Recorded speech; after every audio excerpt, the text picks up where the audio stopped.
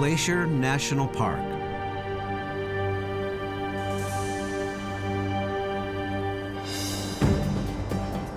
Six dramatic peaks over 10,000 feet,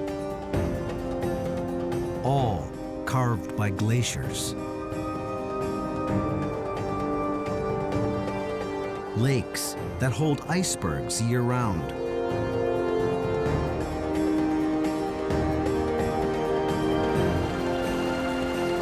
Countless waterfalls, fed by melting snow and ice. To see it, act fast. The Earth is warming at an alarming pace. The great ice masses that shape and support this ecosystem will soon be gone. Many things will never be the same. Plants, fish, mammals. Two big questions. How quickly will it change? And what defiant new wilderness will remain?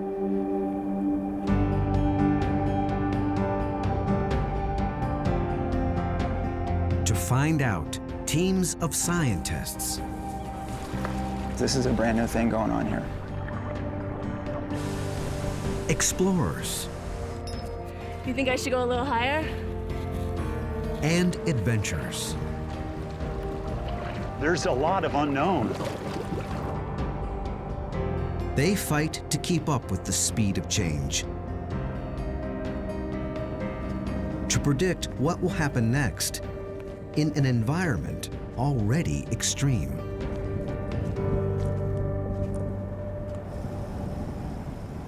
We've had one record of 166 miles an hour before the instrumentation blew away. We recorded 100-mile-an-hour winds for 13 hours straight.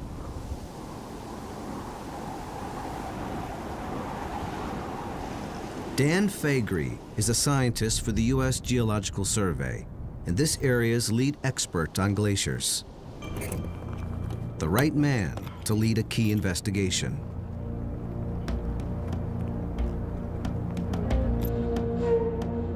The subject, once the park's largest glacier.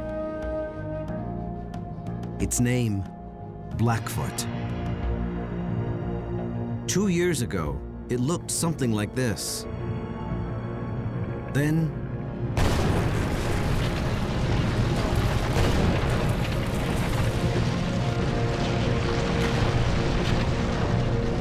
thousands of tons of ice collapsed at once. Some 25 acres gone. Perhaps a defining moment for this wilderness.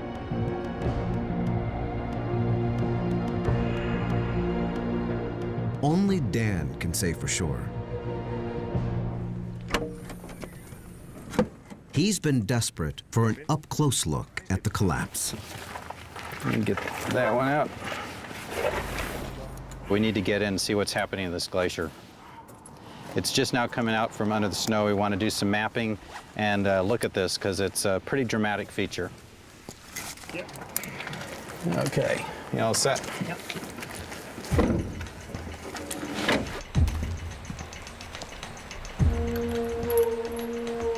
It's a 3-day expedition, much of it off the beaten track.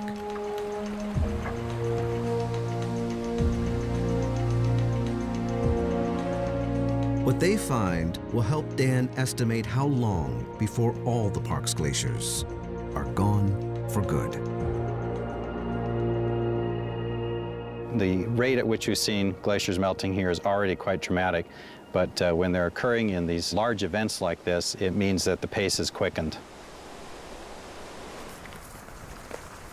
The success of this mission is still uncertain. Weather has stopped them before. Rain, lightning, fog, snow. All a gamble. Most of the year, Glacier looks like this.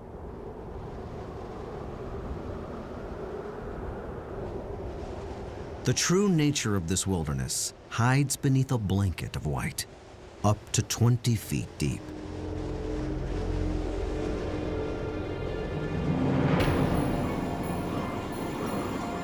Then everything changes.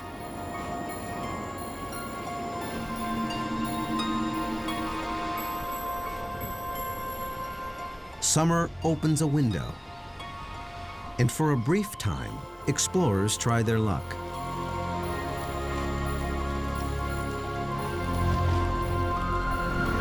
For tourists, the Going to the Sun Road opens clear through. The only road that cuts through the heart of this million-acre wilderness.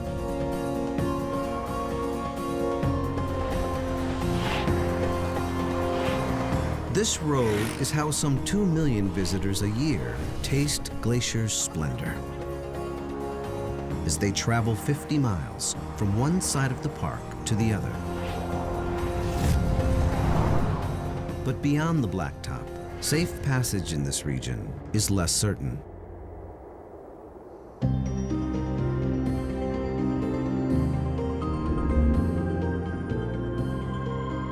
Where Montana borders Canada is a mountainous area ecologists call the crown of the continent. Right in the middle, Glacier National Park. It joins Canada's Waterton Lakes National Park to make the jewel in this crown. The Continental Divide splits it all into 2 unpredictable weather systems.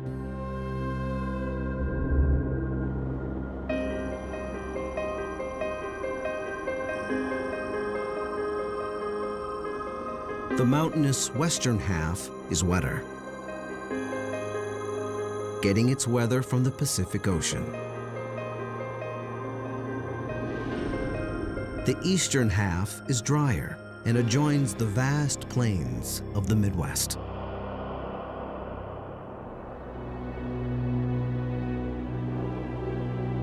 "18 of the park's 26 remaining glaciers cluster along this divide.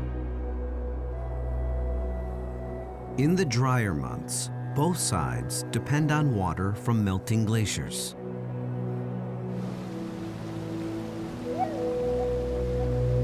But for how much longer?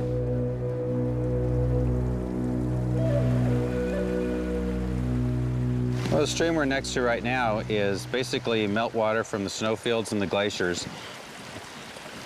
A lot of these systems that depend on this water are going to dry up and you'll have big changes in vegetation.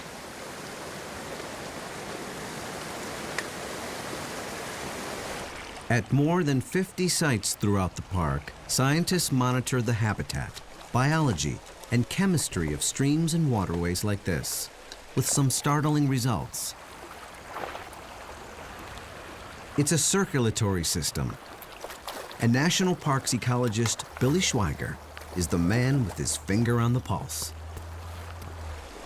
It's essentially a collection of vital signs of the health, the ecological integrity of the streams.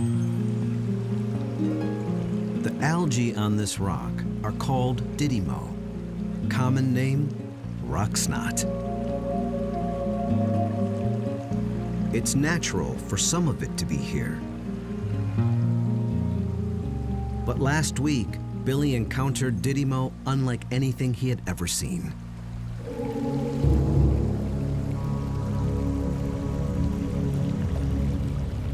Look at this.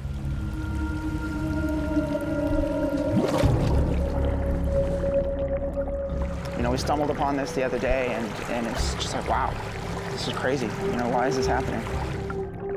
A thick carpet of rock snot covers an area some 100 yards square.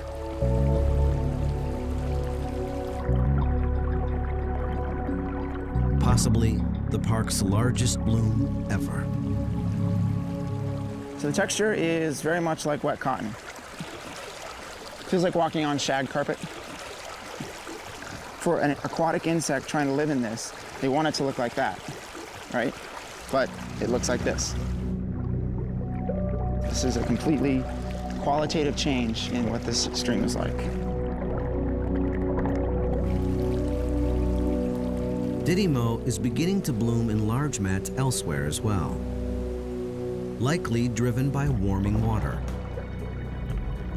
These kinds of blooms of Didymo did not occur 5 or 10 years ago. With water temperatures increasing, with the summers getting longer, there's a good chance that this will continue to increase. We definitely have to watch this really carefully. Didymo choking the waterways may imperil fish. Fish already threatened by disturbed habitat, changes in temperature patterns, and invasive species. Yet there is hope that nature's resilience will win over. All right, all aboard. Let's go catch some bull trout.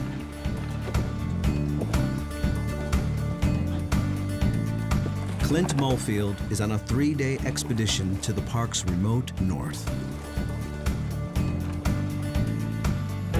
What he finds may give new hope to populations threatened by climate change. Well, what's so exciting is that this population might have a better chance of persisting over time in the face of a warming climate.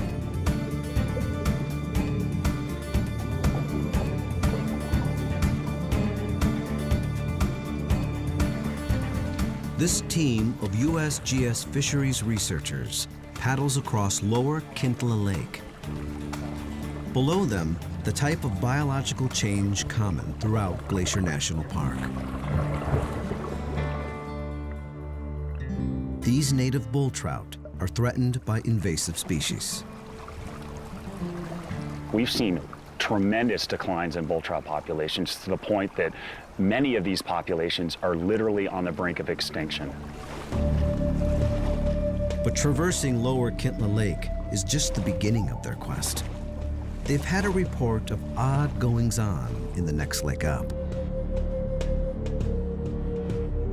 Home to some of the strangest fish in the park.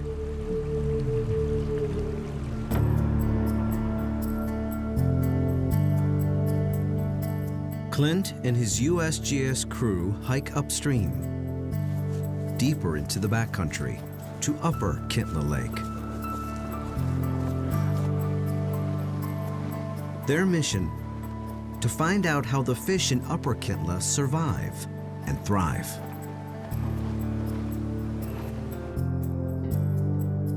Upper and lower are 2 lakes separated by large waterfalls.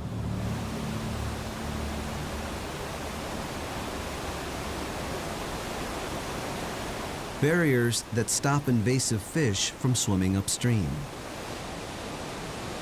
The upper Kintla population has not been perturbed at all. It's remained like it is today over 10 to 14,000 years. In isolation, upper Kintla's fish seem to have adopted the strangest habits.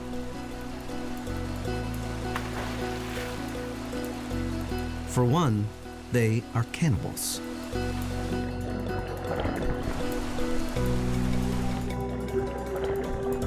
Big bull trout eat small bull trout.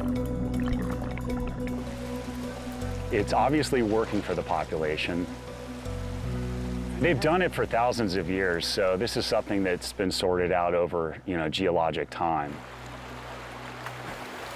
Clint also sees last year's gravel piles, fish nests called reds.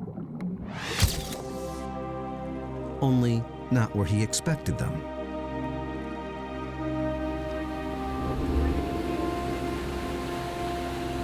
Fish usually go upstream to spawn, but not the bull trout in this lake.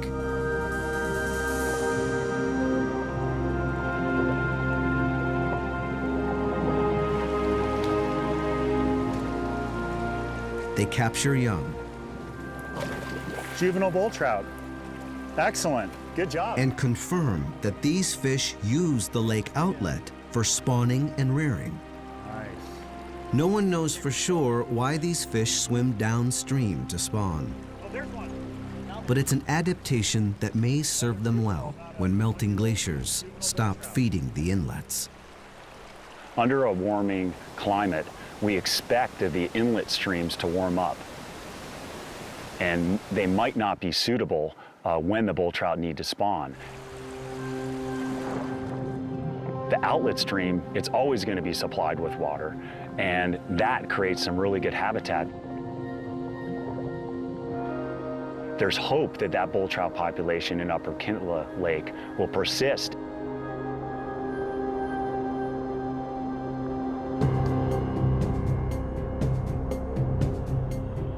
As the glaciers disappear and temperatures rise, many waterways in the park will get warmer. Most fish will feel it. And at least one human.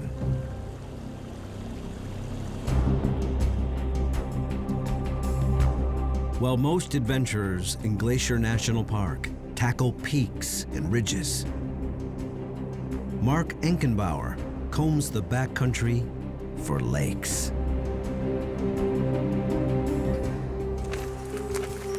I've stared at the map and I've just learned this 1,000,000 acres so much that I've kind of started looking at it more in terms of a series of drainages. You know, a lot of people think of it as a park of peaks. I see it as a park of lakes. Mark is 6 years into an 8-year quest to jump into all the named lakes in the Waterton Glacier Wilderness, some 168. Definitely not a bad view.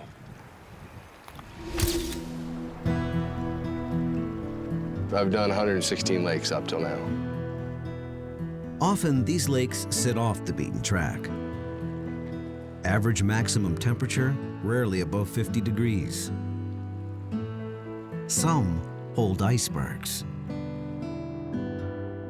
This project's made me very attached to the park. It's kind of started off as being just a personal endeavor. It's definitely evolved into almost kind of a celebration of life for me.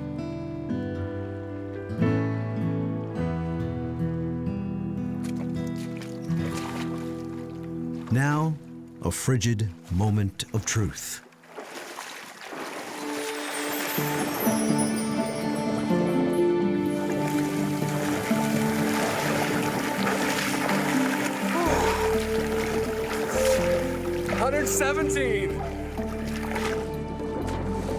Mark has turned his endeavor into a charity event, raising money and awareness for children with cancer. It's like all the rest of them. Chilly. But wonderful.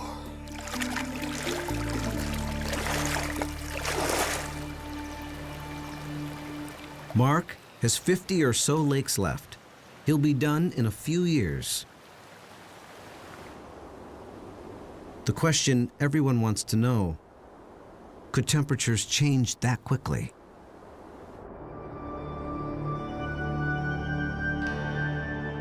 How long before glaciers stop feeding these lakes? By recent estimates, the year 2030.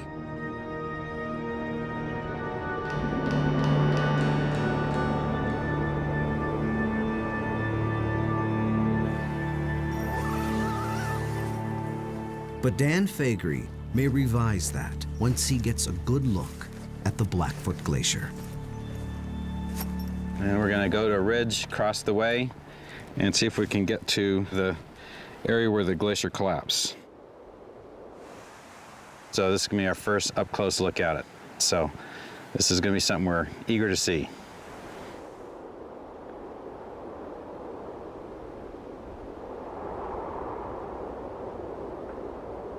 It's day 2 of Dan Faegre's expedition. And already the signs reveal a startling fact.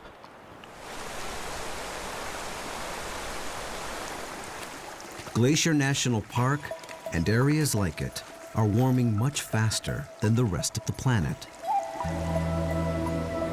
One thing that's pretty typical of mountains like this is that they're warming at 2 to 3 times the global rate. So that has profound implications for the types of change that we're going to see in mountain ecosystems. The likely reasons: more humidity, fewer clear nights, and less snow cover on the mountaintops. To get more evidence, Dan also looks right beside the path. Important clues hide in the trees. Trees are a wonderful accomplice for us, so to speak, in deciphering the mystery of climate changes. Many of these trees are 400 years old. Some in the park are 900.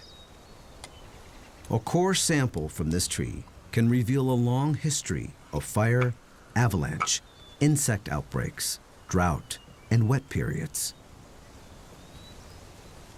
And if we do this for a whole host of trees, get, say, several hundred of these kind of cores, we can tell what the whole forest has been experiencing. We can reconstruct drought periods from 400 years ago. So this is a window into the past. What's immediately obvious: the trees are on the move. For centuries, persistent snow has kept conifers back from the flower-filled meadows. With warmer weather and less persistent snow, the meadows are under siege. Well, what's going to happen is that these trees will continue to be successful in invading these open areas. So eventually you'll see a kind of a sloping invasion that eventually from both sides meets in the middle, and then you've cut off that meadow. So this is clearly a result of a changing climate. These things could not have done this for hundreds of years prior to this. Smaller meadows will mean less food. Many plants here are edible: berries and roots. Glacier lily, prime bear food. If this continues, you'll have some consequences for valued wildlife species like grizzly bears.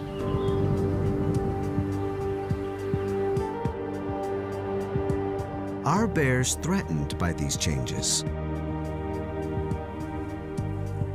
It's Kate Kendall's job to find out. And she's found a revolutionary way of doing it. That's a good sample. I think it might be grizzly. Kate takes hair samples from trees that grizzlies and black bears like to rub on. This is really a great rub tree. It's had a lot of use from bears. It's got a lot of bite marks on it and claw marks. A few pieces of barbed wire ensure she gets all the DNA she needs. From just a few hairs that have roots on them, we can get information about the species, sex, and individual identity of the bears. No one knows why different bears like to rub against the same tree. But remote cameras may provide some clues.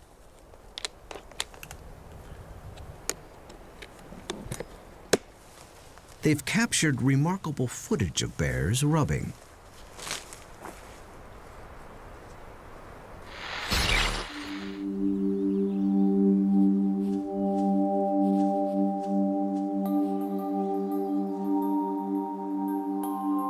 Footage beyond Kate's imagination. The first footage that we got was just unbelievably amusing.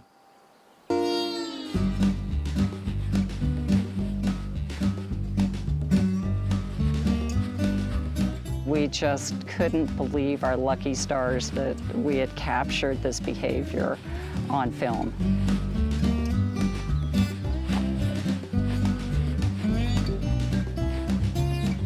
Every time we go check a camera and bring the film back, it's like, you know, Christmas and Easter and everything combined.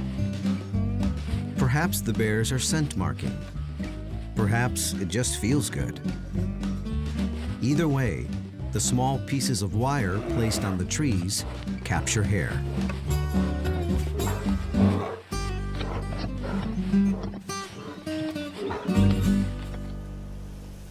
The DNA from that hair tells us how much bears rely on Glacier. The national park was only a small portion of the wilderness studied, but it holds nearly half of the grizzly bears.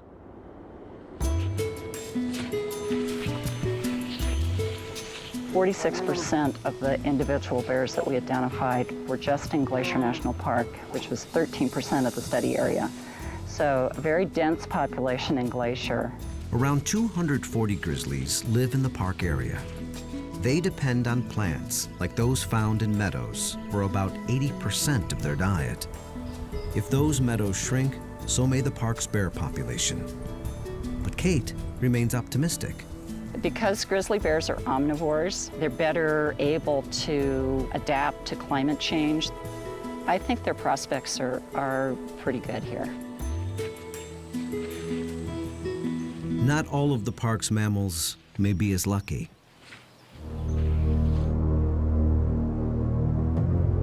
It seems one of this area's most remarkable creatures depends on snow beyond anyone's expectations.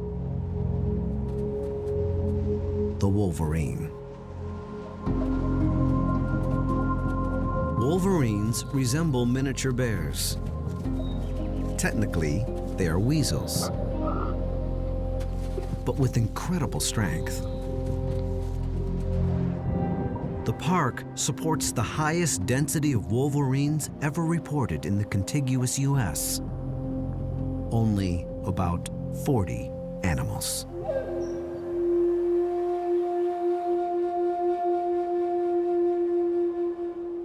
Biologist Jeff Copeland travels high in Glacier National Park. This is it. This is where they like to live. Jeff investigates wolverine habitat. He does it to find out how much wolverines rely on this landscape. So far, the results are astonishing. There's only been a handful of wolverine studies done in the world, let alone in North America. We're just beginning to develop a real strong understanding of this animal's role in the ecosystem. The Rocky Mountain Research Station supported a 4-year project. Jeff and his team tracked wolverines to their dens in the dead of winter, when only the bravest entered the park.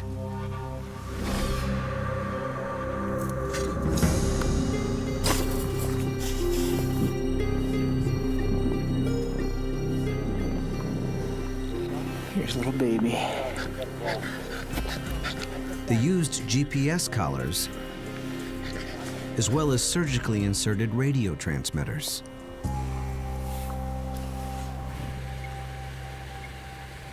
This work began to reveal a remarkable life history. They found the young stay with mom for 8 to 9 months.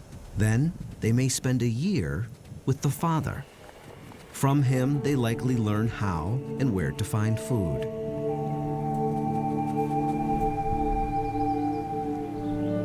Adult wolverines can cover vast distances over the harshest of terrain, even in the dead of winter. But like any superhero animal, wolverines have a weakness. And it's a big one. A wolverine at 35 below zero can just pretty much kick back and relax. I mean, they can handle it. But what about the upper end? There's got to be some point where it's just too hot. Wolverines will only make dens in snow that lasts until the second week of May. Global warming is reducing the number of places for them to den. Usually, climate change is a very gradual, long-term thing, and animals can often adjust, unless there's some specific characteristic of the climate that they are directly tied to.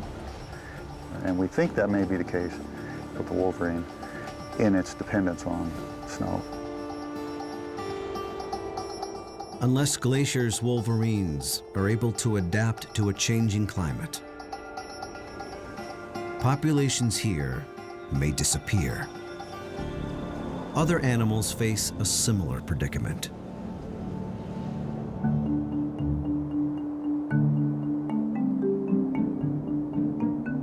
One may be more vulnerable to global warming than any other mammal in the lower 48. It's called a pika, an elusive species with extraordinary qualities. Lucas Moyer Horner searches for pikas in high-altitude rocky outcrops. He studies their behavior and tries to get a count. They only can live in talus fields, boulder piles, and those are only found in mountain ranges. Even if he can't see them, he can count their food caches and note their distinct sound. That's a pika.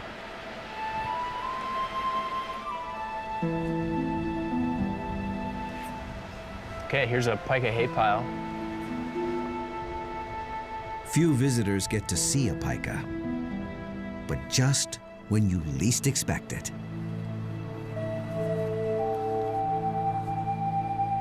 Here's a pika right now. A rare encounter with one of the most uniquely adapted mammals on the planet. And this one isn't shy.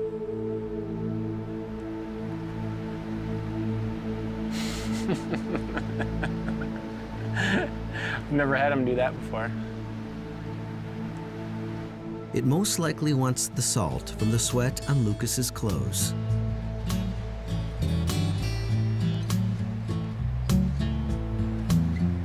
Oh, you actually got through my pants. Congratulations. You shoot a hole through my pants. Pikas are used to getting nutrition from unusual places. They are so adapted to the cold, they don't hibernate, but stay under these rocks beneath up to 20 feet of snow for 8 to 9 months of the year. To survive, There's some nutritional value to it, and they'll actually collect the feces of other species too and eat that. Like this is some marmot scat right here.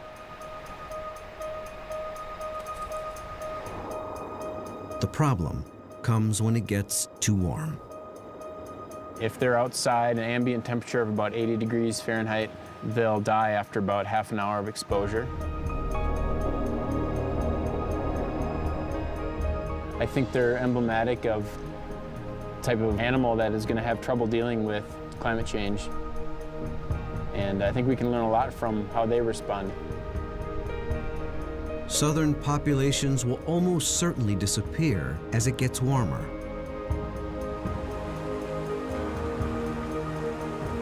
The only question, how long before that happens here? There are a lot of changes here. Glacier Park's going to look a lot different without snow and ice. Dan reaches a major milestone on his hike to Blackfoot Glacier. He gets his first good look since part of it collapsed 2 years ago. Even at a distance, he's shocked.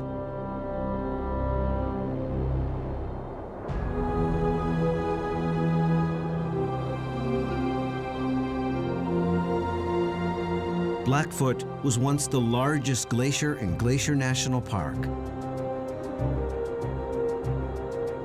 Now, from afar, Dan Faegre sees it breaking up.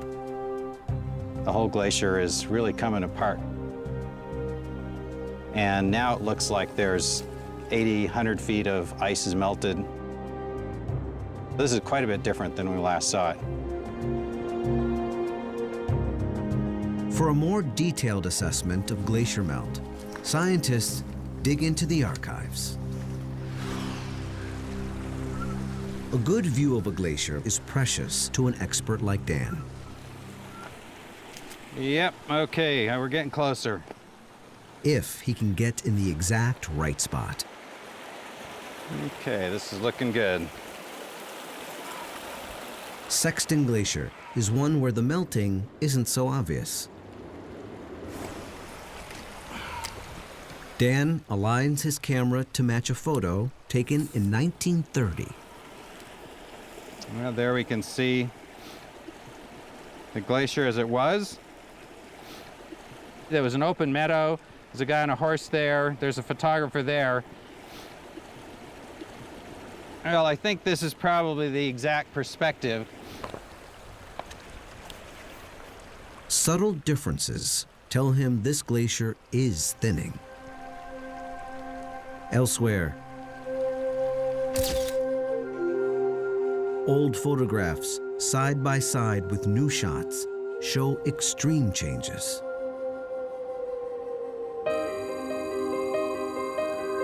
It's a park-wide meltdown. Even glaciers that showed little melting for decades now rapidly retreat.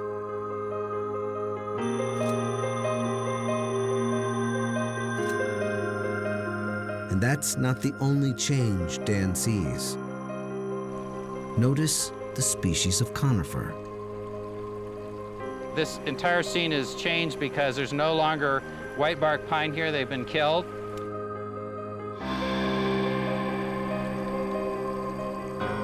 You're not only seeing changes in glaciers, but you're seeing changes in the trees in the same photograph.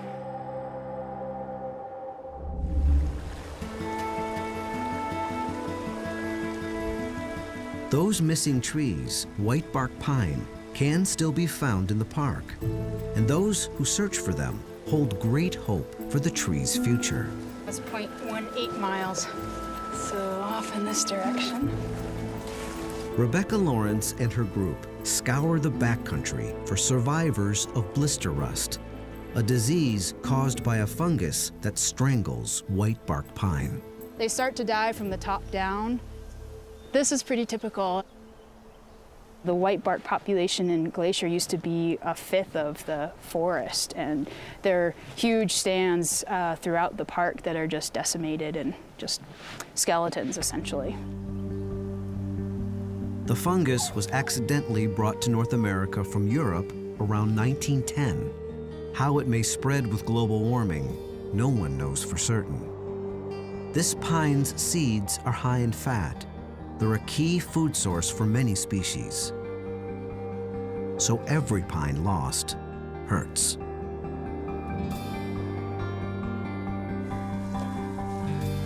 The good news? Every now and then, specialists find a white bark pine that seems to be resistant. I'm so excited. Good. Tight on the rope. Climb away.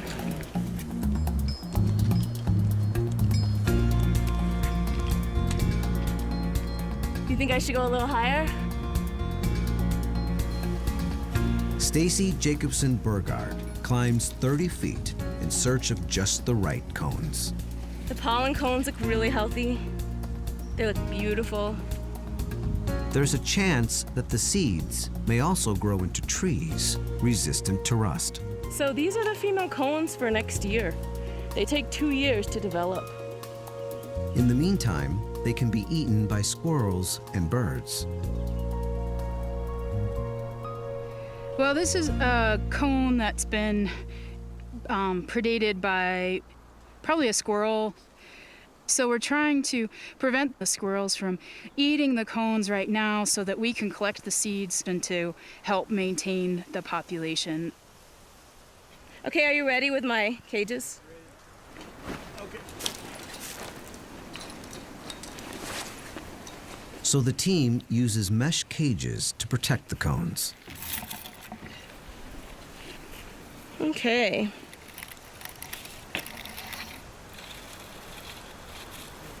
I'm going to just check the bottom again. Make sure that I don't have any openings there for critters.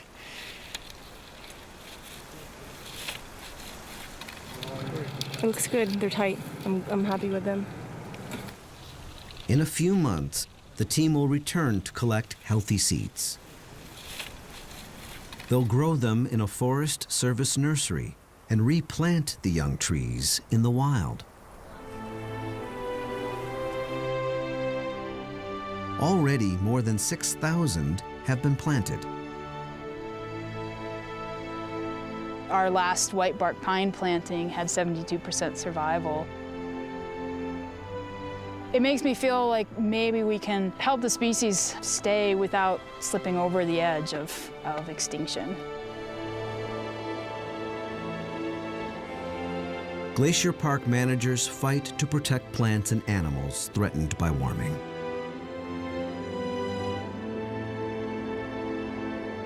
But nothing in our power will stop the glaciers themselves from disappearing.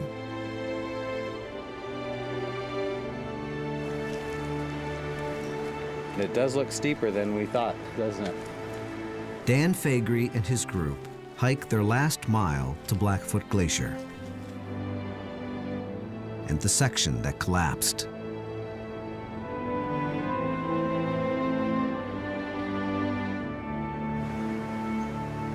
When we get across that one section, we don't know how big the streams are and how dangerous it'll be to cross.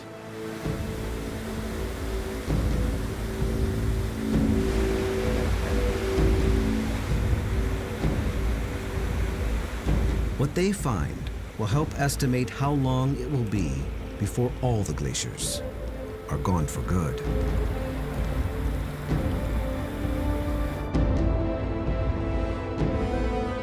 At last, over the last ridge to Blackfoot, Dan Faegre braces himself for the worst. Dramatic signs of how quickly Glacier National Park will lose its glaciers.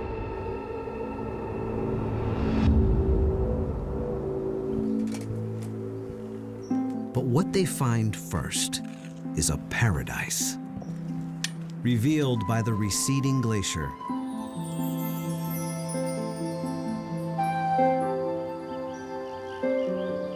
The extent of which they've never seen firsthand. It's pretty impressive.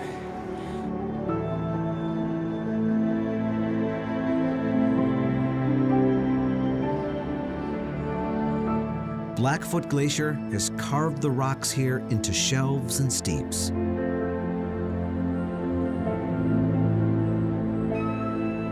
They now channel pristine water into aqua-green lakes.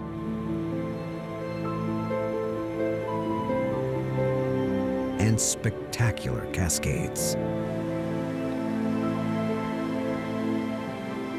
The glaciers are retreating and revealing all this sculpted landscape, and it's really kind of like a large playground. It's kind of an amphitheater of 1,000 waterfalls.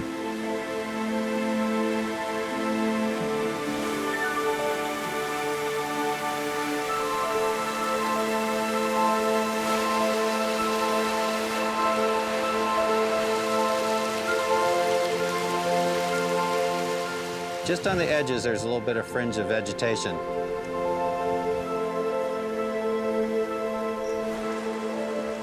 The ice used to reach more than 100 feet above Dan's head. Now, he walks on bare rock. As the glacier retreats, it leaves a signature. And you can see all the striations where rock that was embedded at the bottom of the glacier has scraped across this. That's a very telltale sign that this area has been heavily worked by an active glacier.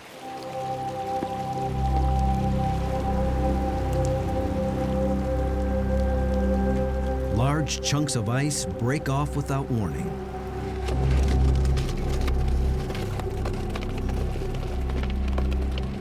We would try to get up on high ground. We have to move very quickly.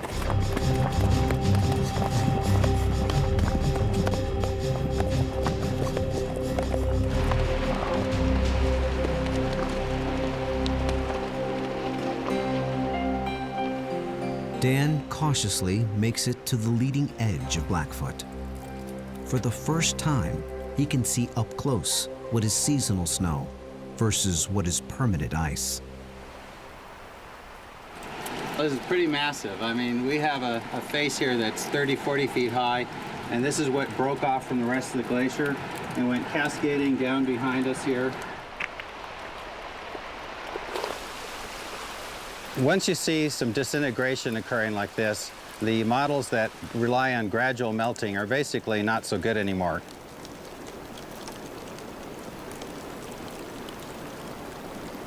These glaciers are definitely melting 3 to 4 times faster than they used to.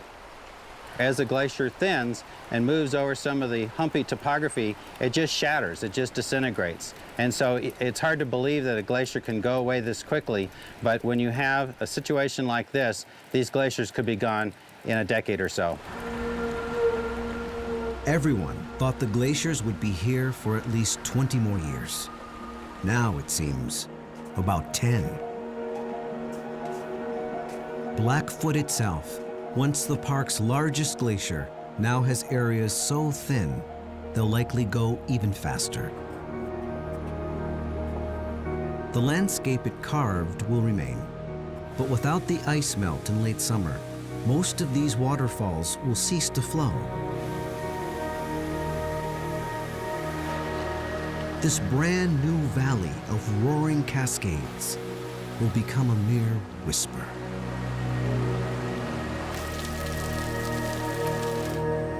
It'll definitely be sad to see the glaciers go.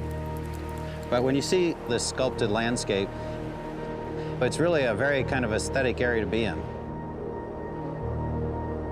This is going to be an interesting part of the park for a long time, even after the glaciers are gone.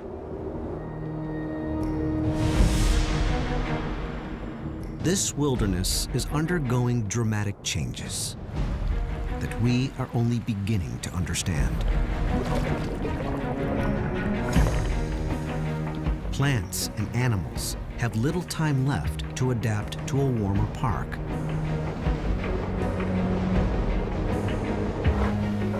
Bears will likely fare better than most. Others will fight to adapt. The more sensitive may be lost from the park altogether.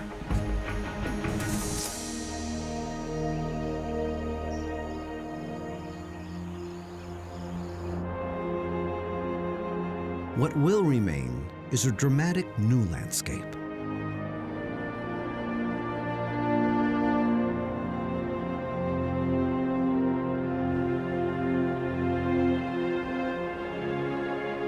Glacier National Park will keep its name.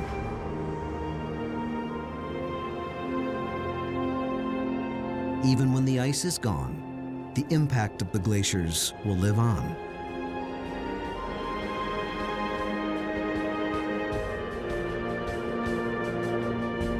They are like giant sculptors, leaving us with a great work of art to admire for eternity.